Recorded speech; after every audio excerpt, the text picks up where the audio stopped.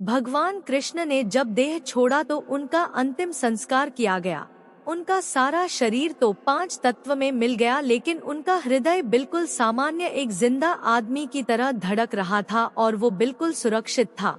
उनका हृदय आज तक सुरक्षित है, जो भगवान जगन्नाथ की काठ की मूर्ति के अंदर रहता है और उसी तरह धड़कता है।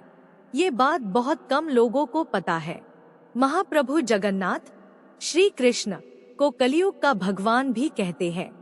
पुरी, उड़ीसा में जगन्नाथ स्वामी अपनी बहन सुभद्रा और भाई बलराम के साथ निवास करते हैं। मगर कुछ रहस्य ऐसे हैं कि आज तक कोई न जान पाया।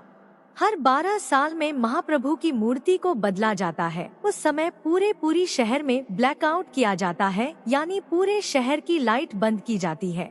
लाइट बंद होने के बाद मंदिर परिसर को सीआरपीएफ की सेना चारों तरफ से घेर लेती है। उस समय कोई भी मंदिर में नहीं जा सकता। मंदिर के अंदर घना अंधेरा रहता है। पुजारी की आंखों में पट्टी बंधी होती है और हाथ में दस्ताने होते हैं। वो पुरानी मूर्ति से ब्रह्मा पदार्थ निकालते हैं और नई मूर्ति में डाल देते हैं। ये ब्रह्मा पदार्थ क्या है, आज तक किसी को नहीं पता।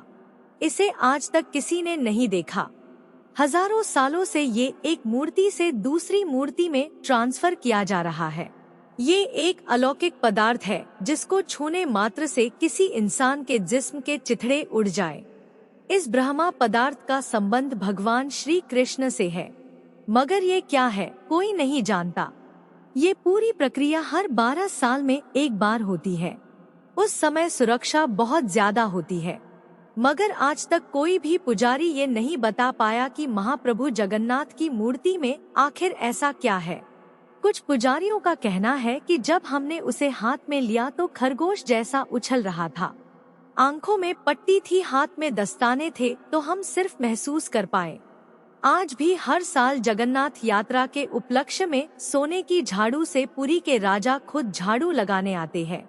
भगवान जगन्नाथ मंदिर के सिंहद्वार से पहला कदम अंदर रखते ही समुद्र की लहरों की आवाज अंदर सुनाई नहीं देती, जबकि आश्चर्य में डाल देने वाली बात यह है कि जैसे ही आप मंदिर से एक कदम बाहर रखेंगे, वैसे ही समुद्र की आवाज सुनाई देंगी।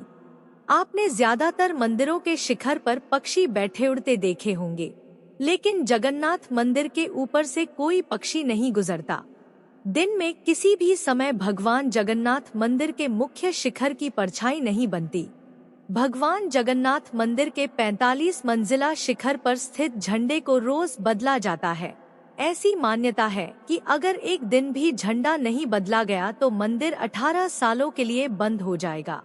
इसी तरह भगवान जगन्नाथ मंदिर के शिखर पर एक सुदर्शन चक्र भी है, जो हर दिशा से देखने पर आपके मुंह की तरफ दिखता है।